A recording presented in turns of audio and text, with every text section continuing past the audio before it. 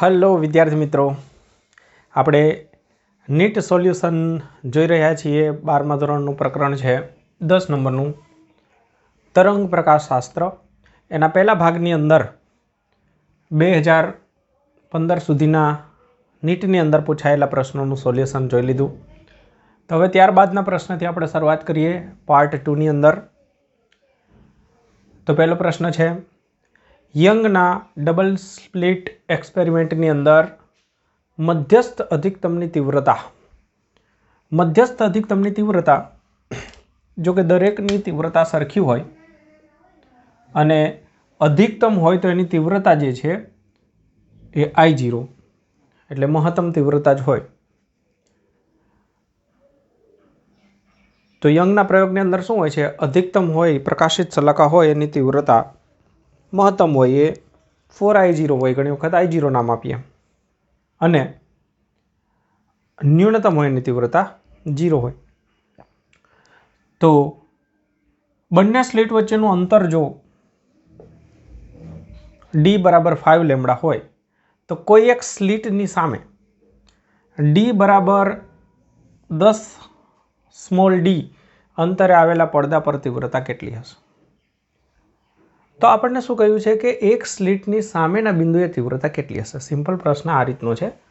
માની લો કે આ એક સ્લિટ છે, આ બીજી સ્લિટ, બે વચ્ચેનું જે અંતર છે એ છે સ્મોલ d। હવે આપણને પ્રશ્ન કર્યો છે કે આની સામેના બિંદુ પાસે, આ P બિંદુ પાસે તીવ્રતા કેટલી હશે? હવે P બિંદુ જે છે એ મધ્યસ્થ પ્રકાશિત શલાકાથી કેટલા અંતરે છે એ અંતરને આપણે x કહીએ।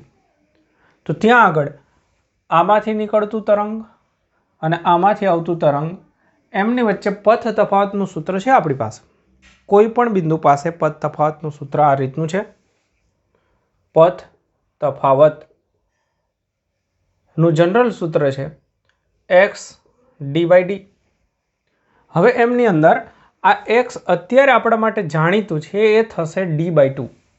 આકૃતિ પરથી જોઈને કહી શકો છો કે અહીંયાથી આટલું અંતર d હોય તો આટલું અંતર d/2 થશે। તો આ x ની જગ્યાએ આપણે d/2 મૂકી દઈએ, બરાબર। તો થશે d²/2 અને d, આ x ની જગ્યાએ મેં લખ્યું d/2। રેડી? તો આપણને પથ તફાવત મળી ગયો। હવે એમાં આપણે એક કિંમત મૂકીએ d બરાબર 5 લેમ્બડા અને કેપિટલ D બરાબર લખી દઈએ 10d। તો d ની જગ્યાએ લખી દઈએ 5 લેમ્બડા એટલે એનો વર્ગ કરું એટલે 25 લેમ્બડાનો વર્ગ થઈ જશે, અને કેપિટલ D ની જગ્યાએ લખું છું 2 × 10d અને d ની જગ્યાએ પાછું લખું છું 5 લેમ્બડા। તો મેં બે કિંમત કરી છે, d ની કિંમત મૂકી છે અને કેપિટલ D ની કિંમત મૂકી દીધી છે 10d, અને એમાં પણ d ની કિંમત પાછી મૂકી દીધી છે। તો હવે ફાઇનલી આપણને શું મળે છે ચેક કરીએ તો એક લેમ્બડા કેન્સલ થઈ જશે, અહીંયાથી 5 અહીંયા કેન્સલ થશે, તો અહીંયા 5 રહેશે, પછી 5 આમાંથી પણ કેન્સલ કરીએ તો 5 × 2 = 10 એટલે λ/4 આપણો આન્સર રહેશે પથ તફાવત। હવે પથ તફાવત આપણને મળી જાય તો એમના પરથી કડા તફાવત મેળવવો હોય તો મેં તમને શીખવાડેલ છે આગળના વિડીયોની અંદર કે લેમ્બડા જેટલો પથનો તફાવત જે બે બિંદુ વચ્ચે હોય એમની વચ્ચે કડાનો તફાવત 2π હોય તો લેમ્બડાની જગ્યાએ તમારે અહીંયા 2π રાખી દેવાના એટલે કડા તફાવત થઈ જાય। તો કડાનો તફાવત બરાબર લેમ્બડાની જગ્યાએ 2π લખી દો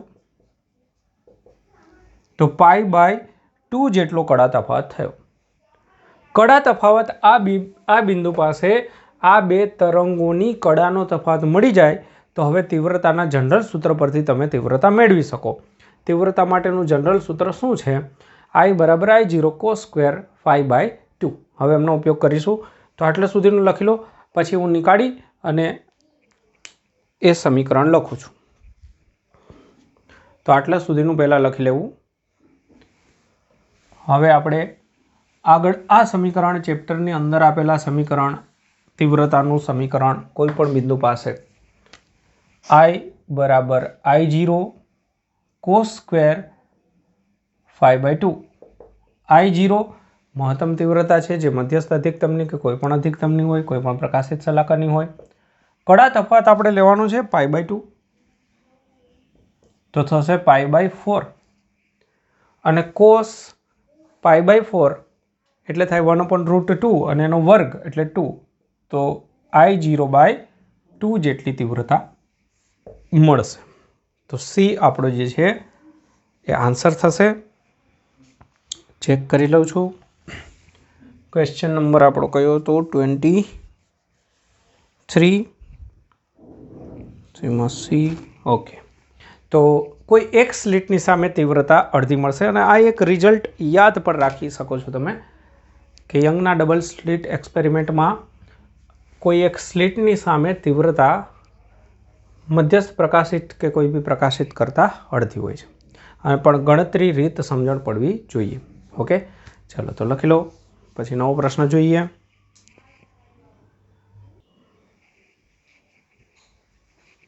जो मित्रों त्यारबादनो प्रश्न, एक स्लिटनी पहोळाई ए आपी छे, 5000 एंगस्ट्रॉम तरंग लंबाईनो प्रकाश आपात करवानो छे।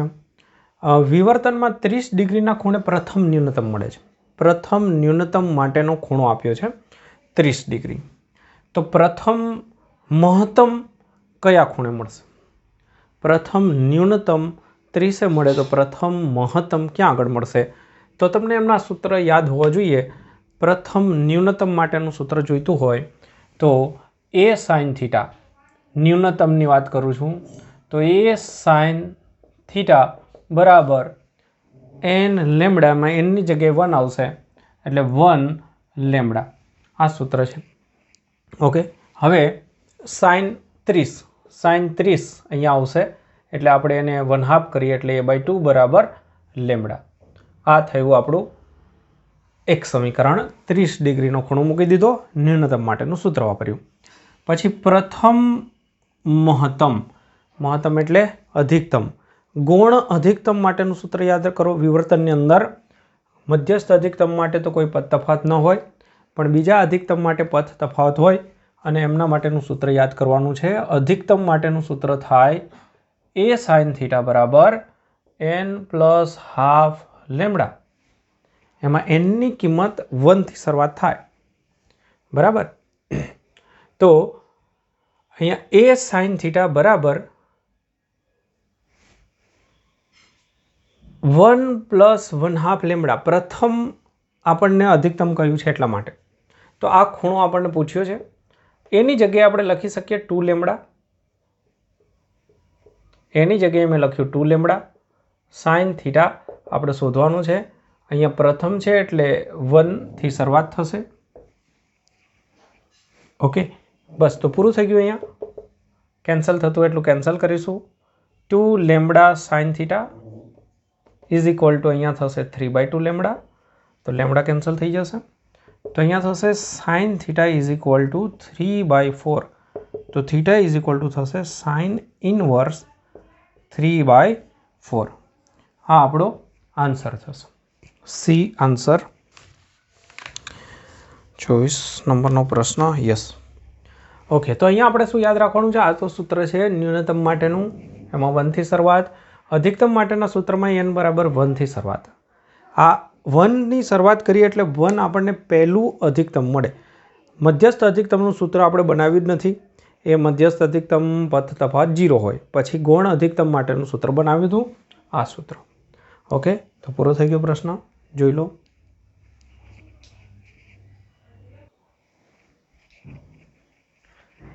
जो मित्रों त्यारबाद एक प्रश्न जे छे ए एक स्टांडर्ड क्वेश्चन छे।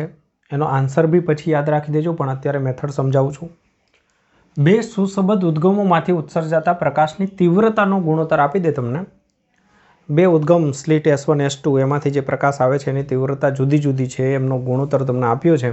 विवर्तननी भात रचाय छे तो क्यांक मेक्सिमम हशे, क्यांक मिनिमम हशे, एमनो तफावत आपणे शोधवानो छे। तो पहेला शुं करवानुं छे? तीव्रतानो गुणोत्तर लेवानो। बराबर ध्यानथी जोता जजो। तीव्रतानो गुणोत्तर एटले I1/I2 बराबर आपणने आप्युं छे n હવે એમના બરાબર તમને યાદ હોવું જોઈએ A1/A2 વર્ગ. I1/I2 બરાબર A1/A2 વર્ગ એ ઓલરેડી આપણે જોઈ ગયા છીએ. અથવા સૂત્ર યાદ રાખો, I ચલે છે A². ઓકે, તો આમના પરથી તમે રૂટ નીકાળો તો તમને A1/A2 બરાબર મળશે n નું રૂટ. આ રીતનું મળશે. હવે આપણે શું કરવાનું છે? મેક્સિમમ અને મિનિમમ શોધવાના છે. તો મેક્સિમમ માટે સરવાળો કરવો પડે કંપ વિસ્તારનો, એટલે આમાં ઉમેરીશું. એમના માટે ફરીથી અહીંયા લખી દઉં છું. આ સ્ટેપ પૂરું થયું. હવે આપણી પાસે અહીંયા લખી દઈએ તો બી વાંધો નથી. આમાં હું ઉમેરું છું તો A1 + A2 અપોન નીચે બાદ બાકી કરીશ તો અહીંયા બી એવું જ કરીશ. √n + 1 અને √n -1. ઓકે, આપણે A1 માંથી A2 બાદ કર્યું, નીચે A1 માંથી જ A2 એકમાં બાદ કર્યું, એકમાં ઉમેર્યું. તો એવું જ અહીંયા કર્યું. હવે આપણે આનું વર્ગ કરીશું. તો A1 + A2 એમનો વર્ગ કરીએ તો અહીંયા A1 - A2 નો વર્ગ કરીએ. ધ્યાન દેતા જજો, હું બોલું છું એમના પર, બધા સ્ટેપ લખતો નથી. હવે આનો વર્ગ કરીશ તો A + B નો વર્ગ એટલે A નો વર્ગ પ્લસ 2AB પ્લસ B નો વર્ગ ભાગાકારમાં A - B નો વર્ગ તો A² minus 2AB plus B². આ સૂત્ર તમે જાણો છો. તો મેં બે બાજુ વર્ગ કર્યા. હવે આ જે છે એમના બરાબર તમને યાદ હોવું જોઈએ કે આને આપણે કહીએ છીએ મહત્તમ તીવ્રતા અને લઘુત્તમ તીવ્રતાનો ગુણોત્તર. તો આ બનશે મેક્સિમમ અને આ બનશે મિનિમમ. ઓકે, તો એ અહીંયા બનશે n + 2√n + 1 n - 2√n + 1. હવે આપણને જે પ્રશ્ન પૂછ્યો છે એના છેલ્લા સ્ટેપ પર આપણે આમાંથી બાદ કરવાનું થશે. તો ઉપર બાદ બાકી, મેક્સિમમ માઇનસ મિનિમમ માટે બાદ બાકી કરીશું. તો વિચારો કે આમાંથી આપણે આ બાદ કરીએ તો આ સરખા કેન્સલ થઈ જાય. આ માઇનસ પ્લસ થશે, આમે ઉમેરાશે તો 4√n થશે. અને હવે આપણે કરીએ છીએ સરવાળો નીચે. તો હું અહીંયા આ બંનેનો સરવાળો કરીશ તો આ વચ્ચેનું પદ કેન્સલ થશે. અહીંયા રહેશે 2n અને અહીંયા રહેશે બંનેનો સરવાળો 2. તો બંનેમાંથી 2 કોમન નીકાળી કેન્સલ કરું તો મને મળે 2√n. આમાંથી 2 કોમન નીકળી જાય તો રહે n + 1. તો આ આપણો ફાઇનલ આન્સર રહેશે.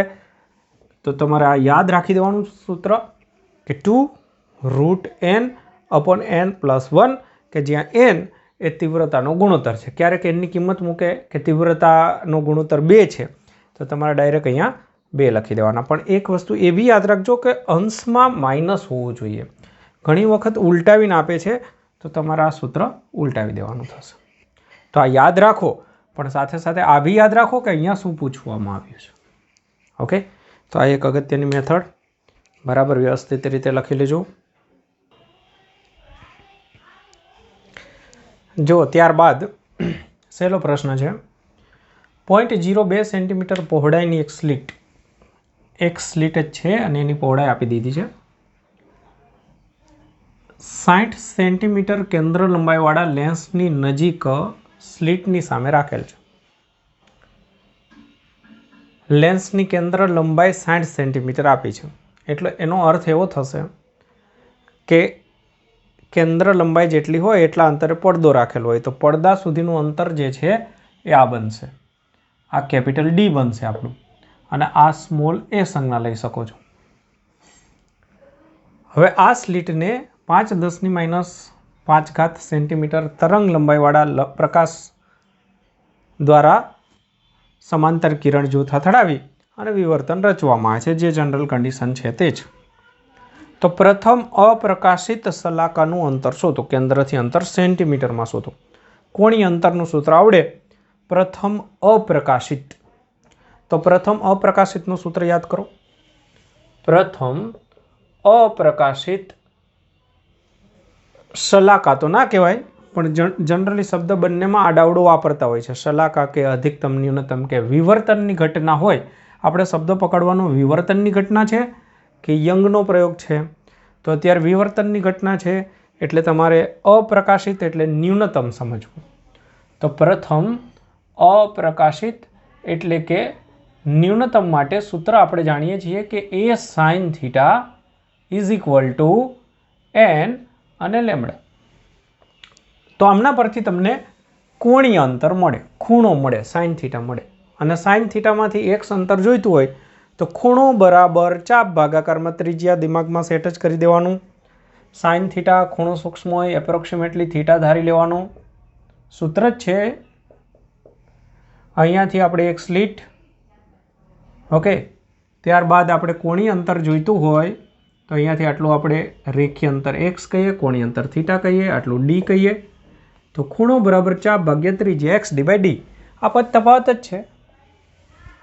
તો આ પદ તફાવતનું સૂત્ર ડાયરેક્ટલી x d/d યાદ આવે તો યાદ કરવાનું x d, ની જગ્યાએ આપણે એ સંજ્ઞા લઈએ છીએ સ્મોલ d ની જગ્યાએ, તો x a/d તમે યાદ રાખી શકો છો. તો ડાબી બાજુ ફિક્સ સૂત્ર છે, પથ તફાવતનું ફિક્સ સૂત્ર છે, કાં તો a sin થીટા અથવા તો x a/d. ઓકે, તો હવે આપણે આમાંથી શું શોધવાનું છે? x. તો એક્સના સૂત્રનો કરતા બનાવી દો, બસ પૂરું થઈ ગયું. લેમડા d/a, લેમડાની જગ્યાએ લખું છું 5 10⁻7 કરી દઉં છું, સેન્ટીમીટરમાં જ છે. ઓકે, તો 5 10⁻5 રાખું છું સેન્ટીમીટર. d જે છે એ 60 સેન્ટીમીટર. ચલો પહેલાં એમનામાં જ લખીએ, પછી ચેક કરીશું. અને આ પણ સેન્ટીમીટરમાં છે, 0.02 સેન્ટીમીટર. તો અહીંયાના 1 સેન્ટીમીટર કેન્સલ કરી દે તો હવે આનું સાદરૂપ ડાયરેક્ટ સેન્ટીમીટરમાં જ મળશે. તો હવે ચેન્જ નહીં કરીએ તો શું થશે જુઓ, 5 6 30 એટલે 300 10⁻5 સેન્ટીમીટર ભાગાકારમાં 2 10⁻2 તો થશે 15. અહીંયા કરું છું 15 અથવા તો 1/5 અથવા 150. ચલો 150 રાખીએ તો 10⁻³ થશે 3. રેડી? 10⁻³ અને અહીંયા પોઈન્ટ ખસેડી દઈએ 1 અને 2. એક આંકડા પછી પોઈન્ટ, અચ્છા બધા પોઈન્ટ ખસેડી દીધા છે, 1 2 3. તો અહીંયા થશે 0.15 સેન્ટીમીટર. 0.15 સેન્ટીમીટર બી આપણો આન્સર થશે. ચલો તો લખી દો. મસ્ત એવો પ્રશ્ન છે, કોઈ તકલીફ કન્ફ્યુઝન નથી.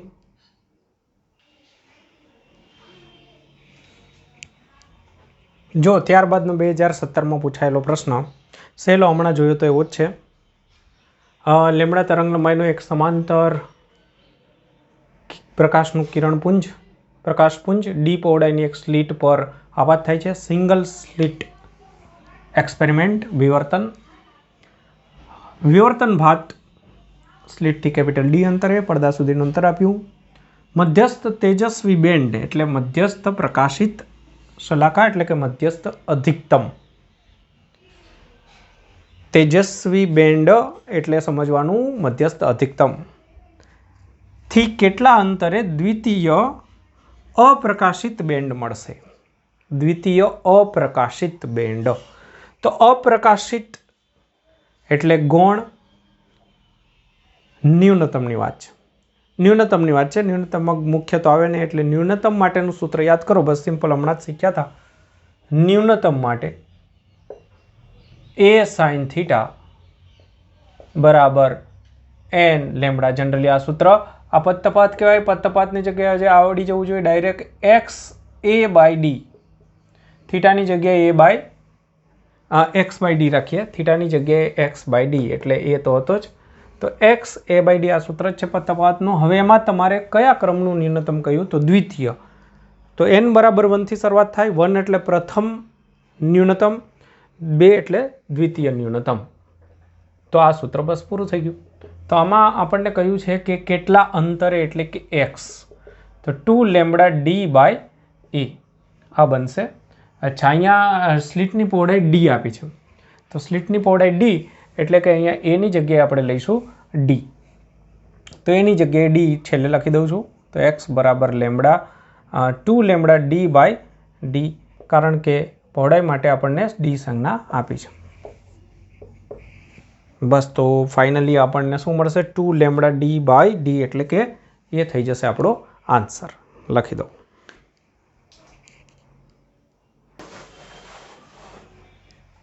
जो ત્યારબાદનો 2017 માં પૂછાયેલો પ્રશ્ન, યંગનો બે સ્લિટનો પ્રયોગ પ્રથમ હવામાં કરવામાં આવે છે અને પછી કોઈ એક માધ્યમમાં. પહેલાં હવાની અંદર અને પછી કોઈ એક માધ્યમમાં કરવામાં આવે ત્યારે એવું જાણવા મળે છે કે માધ્યમમાં 8મી પ્રકાશિત શલાકા, હવાની અંદર જ્યારે પ્રયોગ કર્યો હોય ત્યારે 5મી અપ્રકાશિત શલાકાના સ્થાને રચાય છે. તો માધ્યમનો વક્રી ભવનાંક આશરે કેટલો હશે? તો અહીંયા એક દાખલો આગળના વિડીયોમાં એવો શીખ્યા છીએ કે એક તરંગલંબાઈના પ્રકાશ માટે આટલામી અને બીજી તરંગલંબાઈના પ્રકાશ માટે આ ક્રમની કોઈ પ્રકાશિત શલાકાઓ સંપાત થતી હોય કે અપ્રકાશિત હોય તો તરંગલંબાઈ બદલાય. હવામાં હોય તરંગલંબાઈ લેમ્બડા, તો માધ્યમમાં તરંગલંબાઈ લેમ્બડા ડેશ થઈ જશે અને તરંગલંબાઈ બદલાશે એટલે એમના પરિણામ સ્વરૂપે શલાકાઓની પહોળાઈ બદલાશે, તો અલગ અલગ ક્રમની સંપાત થશે. જ્યાં સંપાત થશે ત્યાં પદ તફાવત ન હોય, કેમ કે બંને એક જ જગ્યાએ ભેગી થાય છે તો ત્યાં આગળ પદ તફાવત 0 થઈ ગયો હોય, પદ તફાવત ન હોય અથવા બંનેના પદ તફાવત સરખા હોય. તો અહીંયા આપણે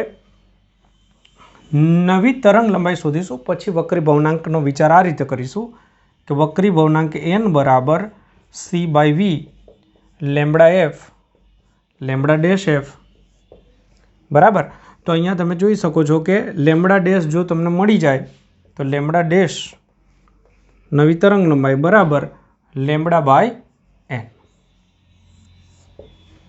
તો નવી તરંગ લંબાઈનું સ્વરૂપ આપણને આ રીતે મળશે. પહેલાં આપણે હવામાં ગણતરી કરી લઈએ. હવામાં પથ તફાવતનું સૂત્ર છે x dy આ ફિક્સ સૂત્ર. 5મી અપ્રકાશિત શલાકા.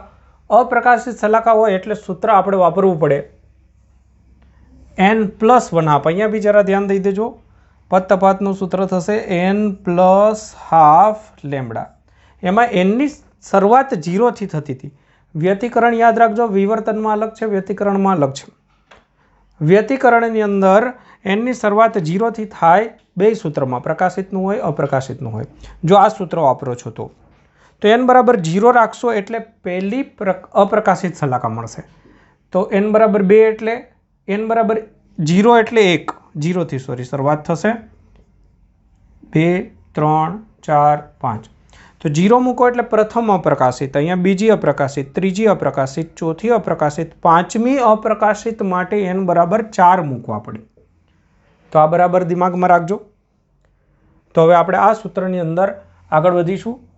એમાં nની જગ્યાએ 4 રાખીશું, 4 + 1/2 લેમ્બડા. તો બસ આ એક કામ આપણું પૂરું થઈ ગયું. ક્યારેક આ સમીકરણ ન લખે, ઘણા આમાંથી 1/2 બહાર નીકાળે તો 1/2 જો તમે કોમન લઈ લો છો તો શું થશે 2n + 1 લેમ્બડા બાય 2. ક્યારેક આ સૂત્રનો ઉપયોગ તમને જોવા મળે તો આ 2 ને પાછા અંદર લઈ જશો એટલે ક્યારેક કોઈક બુકની અંદર તમને અહીંયા માઇનસ જોવા મળે. જો માઇનસ જોવા મળે તો ત્યાં nની શરૂઆત જે છે એ 1 થી થતી હોય, એટલે એવું બી સૂત્ર બનાવતા હોય છે. તો એમાં nની શરૂઆત 1 થી થાય તો એમાં એવું સૂત્ર જો તમે વાપરો તો એમાં n બરાબર 5 મૂકવા પડે. જો અહીંયા માઇનસ વાળું ઓલરેડી હોય તો આપણી બુકના સૂત્રમાં તમારે 4 મૂકવા પડશે. ઓકે, તો આ આપણે હવામાં હોય ત્યારે. હવે માધ્યમમાં આવે ત્યારે, તો માધ્યમમાં એમાં x dy/d પદ તફાવત અહીંયા ડેશ કરી દઉં છું અને ત્યાં આગળ 8મી પ્રકાશિત શલાકા છે એટલે અહીંયા ખાલી નામ 8 આપું છું. અને પ્રકાશિત શલાકા હોય તો ત્યાં n લેમ્બડા સૂત્ર આવે. પ્રકાશિત માટેનું સૂત્ર તમારે યાદ રાખવાનું છે. પ્રકાશિત તો n લેમ્બડા પદ તફાવત બરાબર અહીંયા n+12 લેમ્બડા. તો અહીંયા nની જગ્યાએ આવશે 8. લેમ્બડાની જગ્યાએ આપણે લખીશું નવી તરંગ લંબાઈ, કેમ કે માધ્યમમાં આવ્યું છે એટલે તરંગ લંબાઈ ચેન્જ થઈ છે, એના કારણે તો આ બધું થયું છે. તો જ્યાં હવામાં 5મી શલાકા રચાય છે ત્યાં માધ્યમમાં 8મી શલાકા રચાય છે. તો એનો અર્થ કે બંને આ અંતર સરખા છે, x5 અને x8 ડેશ. તો ડાબી બાજુ સરખી થશે તો જમણી બાજુ સરખાઈ દઈશું, પૂરું. તો અહીંયા n+1/2 લેમ્બડા બરાબર n લેમ્બડા સૂત્ર બન્યું. અહીંયા થશે 4 2 8 ને 1 9, 9/2 લેમ્બડા બરાબર 8 લેમ્બડા ડેશ. તો 9/2 લેમ્બડા રાખીએ બરાબર 8 અને લેમ્બડા ડેશની જગ્યાએ આપણે આ કિંમત જ મૂકી દઈએ લેમ્બડા બાય એન, કેમ કે આપણે લેમ્બડા જોઈએ છે, એન જોઈએ છે સોરી. ઓકે, તો એન બરાબર થઈ જશે 8 2 16, 16 ભાગાકારની અંદર 9 પૂરું. તો આમનું જે સાદરૂપ થતું હોય હવે 16 ભાગ્યા 9 1.777 જેવું આવે છે, એટલે કે આપણો ઓપ્શન થશે 1.77, એટલે કે સી ઓપ્શન થશે. તો ખાસ ધ્યાન રાખજો અહીંયા કયા ક્રમની પ્રકાશિત કે અપ્રકાશિત સલાહકાર સંભાળ થાય. અપ્રકાશિત હોય તો આ સૂત્ર વાપરવું અને પ્રકાશિત હોય તો એન લેમ્બડા, બસ. બે પ્રકાશિત હોય તો અહીંયા એન લેમ્બડા, અહીંયા બી એન લેમ્બડા. બે અપ્રકાશિત હોય તો બંનેમાં આવા સમીકરણ વાપરવા. ઓકે, તો આઈએમપી રહેશે આ. જો ત્યાર પછીનો પ્રશ્ન એકદમ સહેલો છે. સૂત્ર એક આવડતું હોય તો પ્રશ્નમાં કંઈ વિચારવાનું નથી. લેમ્બડા 1 અને લેમ્બડા 2 તરંગ લંબાઈના પ્રકાશો માટે માઇક્રોસ્કોપની વિભેદન શક્તિનો ગુણોત્તર શોધો. બસ, વિભેદન શક્તિ માટેનું સૂત્ર છે resolving power is equal to 1 D minimum બરાબર. ડી મિનિમમનું સૂત્ર છે સાદરૂપ આપતા છેલ્લે 1.22 lambda upon 2n sin beta. 1.22 lambda upon 2n sin beta, તો 1 अपॉन છે એટલે આપણે ઉલટાવી દીધું. બસ આ સૂત્ર પ્રમાણે રિઝોલ્વિંગ પાવર પહેલા માટે બનાવવો હોય તો RP 1 ચલે છે શું થશે, તો 2n બીટા બધું અચળ, ખાલી લેમ્બડા બદલવાનું છે, એટલે આપણે કહી શકીએ ગુણોત્તર લઈ લઈએ તો રિઝોલ્વિંગ પાવર 1 અને 2 તો વ્યસ્ત થશે, વ્યસ્ત સંબંધ છે તો લેમ્બડા 2 અપોન લેમ્બડા 1, અને લેમ્બડા 2ની જગ્યાએ શું થશે 8000 એંગસ્ટ્રોમ અને 1ની જગ્યાએ થશે 4000 એંગસ્ટ્રોમ. તો 2m નો આન્સર આવશે. 2 લખેલ નથી તો કંઈક પ્રોબ્લેમ લાગે છે, ચેક કરીએ રકમની અંદર. ઓકે, અહીંયા 6000 છે તો લેમ્બડા 2ની જગ્યાએ હું 6000 રાખું તો અહીંયા થશે 6 ભાગાકારમાં 4, એટલે કે 3 ભાગાકારની અંદર 2. તો બી એમનો આન્સર થશે 29 ની અંદર બી. ઓકે, તો સિમ્પલ આ સૂત્ર જો યાદ હોય તો આમાં કશું કાંઈ યાદ રાખવાનું થતું નથી, સમજણની કોઈ જરૂરિયાત નથી.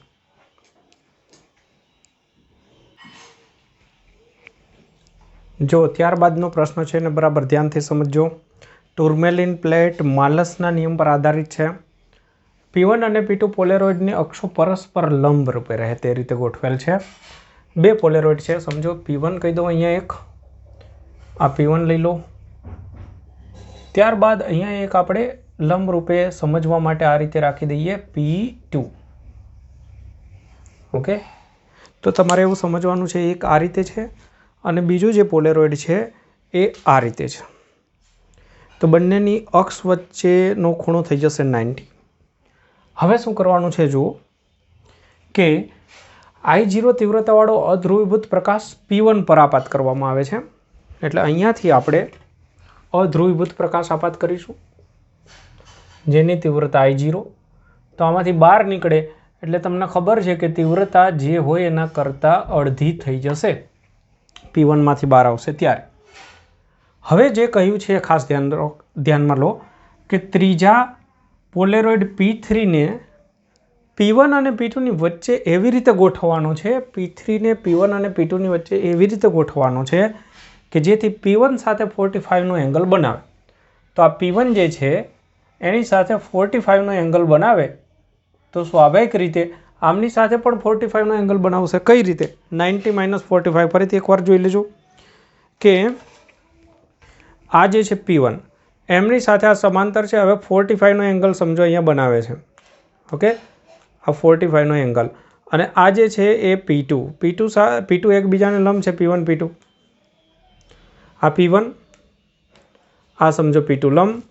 હવે આ P3 આમની વચ્ચે રાખવાનો છે પણ હું બહાર રાખું છું. 45નો એંગલ બનાવે, આમની સાથે 45 થાય તો આમની સાથે પણ 45 થાય, બંનેની વચ્ચે બનશે. તો આ ખાસ ધ્યાનમાં સમજણ રાખો. જો અહીંયા 60 ડિગ્રી કે તો પહેલાંમાં 90 - 60 એટલે 30 બનશે. આ પણ ધ્યાનમાં રાખજો, દર વખતે સરખું જ ના થાય. ઓકે, તો હવે આપણે એવું કહ્યું છે કે 45ના એંગલે રાખીએ તો P2માંથી હવે બહાર આવે પ્રકાશ, એમની તીવ્રતા કેટલી હશે? તો પહેલાં શું કરીશું આપણે? આમાંથી બહાર આવે આટલે સુધી પહોંચ્યા, હવે આમાંથી અહીંયા પહોંચીએ કે અહીંયા તીવ્રતા કેટલી હશે? તો અહીંયાની તીવ્રતા આપણે ગણવી હોય તો માલસના નિયમનો ઉપયોગ કરીશું. અહીંયાની તીવ્રતા હું P3 કે એટલે I3 નામ આપું તો I3 બરાબર અહીંયા જે આપાત કર્યું હોય તે આ સૂત્ર છે, I બરાબર I0 cos સ્ક્વેર થીટા આ સૂત્ર છે. તો I એટલે બહાર નીકળે તે, I0 એટલે આપાત કર્યું હોય તે, અને cos સ્ક્વેર થીટા એટલે આ બે દગ અક્ષ વચ્ચેનો ખૂણ. તો તમે જુઓ I3 બરાબર શું થશે? I0/2 તો હતું, અને અહીંયા cos 45 એટલે 1/√2, એનો વર્ગ કરો એટલે 1/2, તો થઈ જશે I0/4. રેડી? હવે અહીંયા પહોંચી I0/4. હવે I0/4 આને આપીશું તો અહીંયા આપણને I2 કેટલી મળશે? તો ફરીથી આ નિયમનો ઉપયોગ કરીશું. હવે અહીંયા આપણે શોધવા માટે I2 બરાબર આપાત કરી I0/4 cos સ્ક્વેર.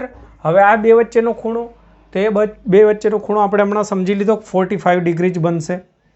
તો અહીંયા મળશે આપણને I0/4, અને ફરીથી અહીંયાથી 1/2 એટલે કે I0/8.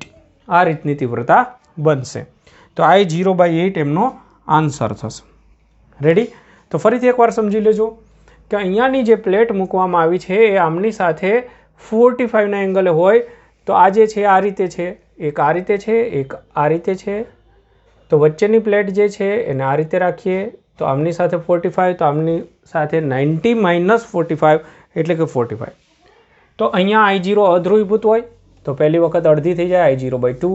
હવે અહીંયા જોઈતી હોય તો 45ના એંગલે હોય એટલે એમના કરતાં અડધી બને. પાછો અહીંયા 45નો એંગલ છે એટલે અડધી બને. યાદ રાખો, 45ના એંગલ હોય એટલે અડધી બને. તો આમના કરતાં અહીંયા અડધી, આમના કરતાં અહીંયા અડધી, આમના કરતાં અહીંયા અડધી. આ સિચ્યુએશન છે. તો I0/8 એમનો આન્સર આવશે.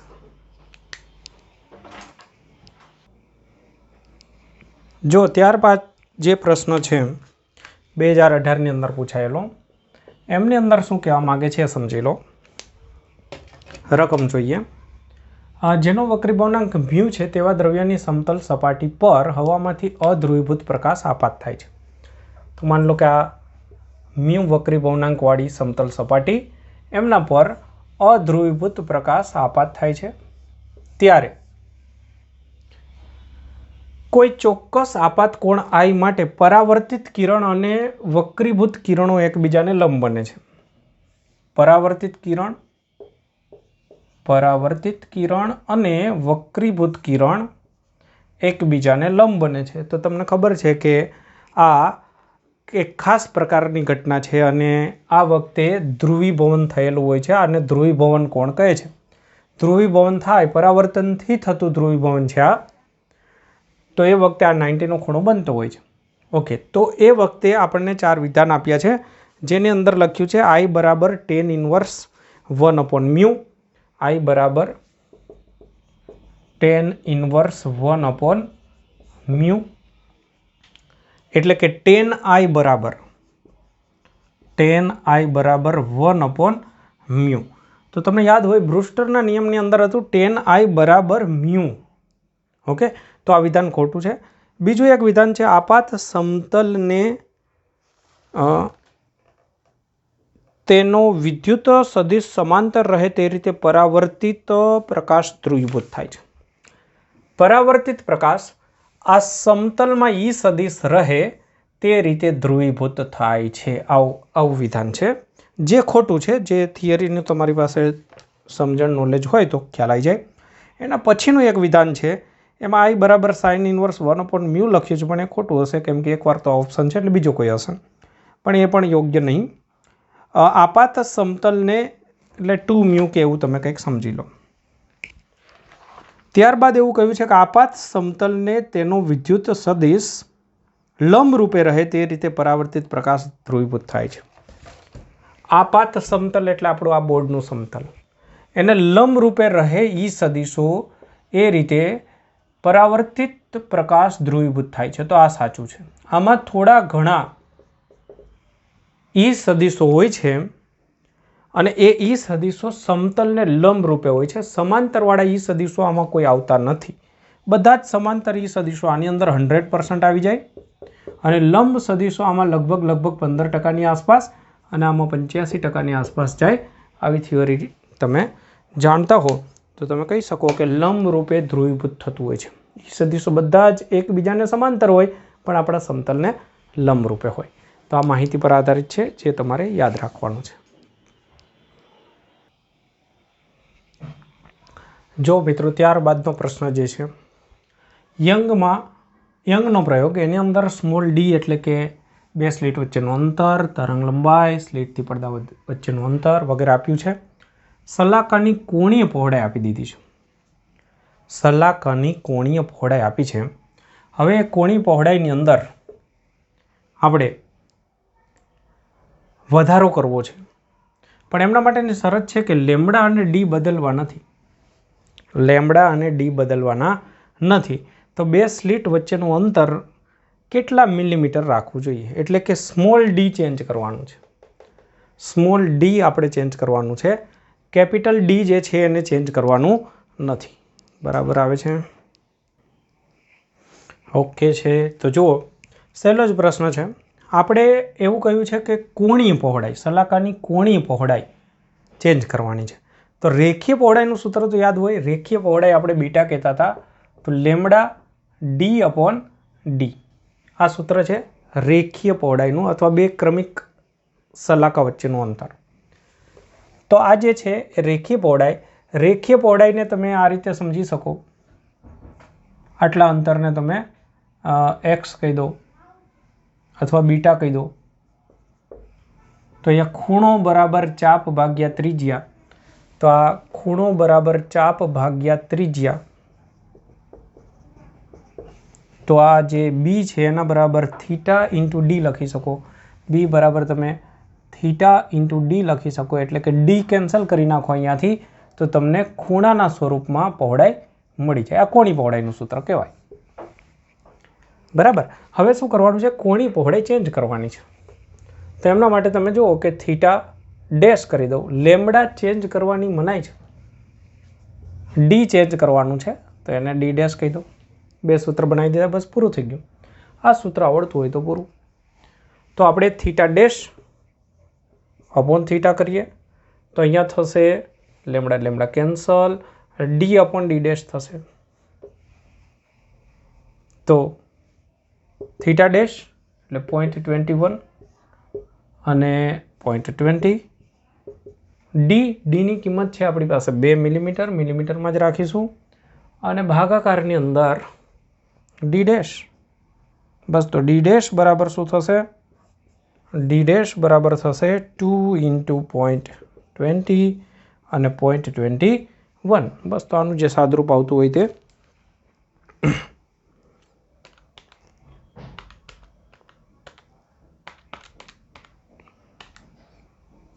1.9 ડી એમનો આન્સર આવે છે.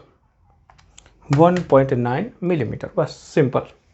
આ સમીકરણનો ઉપયોગ લખી દો. 32 નંબરનો પ્રશ્ન છે. તો એ પૂછાયેલો છે 2018ની અંદર. રેડી? જો મિત્રો ત્યારબાદ 33 નંબરનો 2018માં પૂછાયેલો પ્રશ્ન, એમના વિશેની માહિતી વાંચી દઉં છું કેમ કે આ માહિતી પર આધારિત છે. કોઈ ખગોળીય વક્રીભૂત દૂરબીન એટલે ટેલિસ્કોપ માટે કોણીય વિવર્ધન અને કોણીય વિભેદન વધારવું છે તો તેમના માટે વસ્તુ કાચ એ કેવો રાખવો જોઈએ? કોણી વિભેદન અને વિવર્તન વધારવું છે તો પછી વસ્તુ કાચ કેવો રાખવો જોઈએ? તો ટેલિસ્કોપ માટે તમે સિમ્પલ ટેલિસ્કોપની અંદર ફંડા આટલો જ યાદ રાખો, કંઈ વિચાર્યા વગર. આપણે અહીંયાથી જોતા હોય એટલે આઈપીસ, અહીંયા મોટી કેન્દ્ર લંબાઈવાળું હોય વ્યાસ એટલે કે આ વસ્તુ કાચ. ઓબ્જેક્ટિવ હંમેશા મોટું રાખો. એમની કેન્દ્ર લંબાઈ વધારે રાખવી, બસ પૂરું. તો ઓપ્શનની અંદર છે નાની કેન્દ્ર લંબાઈવાળો, ખોટું. પછી બીજો ઓપ્શન એ નાની કેન્દ્ર લંબાઈ મોટો વ્યાસ, ખોટું. ત્રીજું મોટી કેન્દ્ર લંબાઈ, હા. અને વ્યાસ મોટો રાખવાથી શું થાય કે એમાં પ્રકાશ વધારે દાખલ થાય અને એની વિભેદન શક્તિ વધે. તો મોટી કેન્દ્ર લંબાઈ અને મોટો વ્યાસ, આ એમનો આન્સર આવશે. મોટી કેન્દ્ર લંબાઈ અને મોટો વ્યાસ. કેન્દ્ર લંબાઈ વધારવાથી મેગ્નિફિકેશન વધે, વિવર્ધન વધે, અને વ્યાસ વધારવાથી એમનું કોણીય વિભેદન વધે, રિઝોલ્વિંગ પાવર વધે.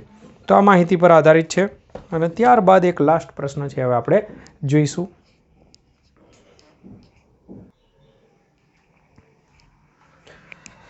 જો મિત્રો, ત્યારબાદ આ લાસ્ટ પ્રશ્ન પછી આપણા અત્યાર સુધીની અંદર પૂછાયેલા બધા પ્રશ્નો પૂરા થશે.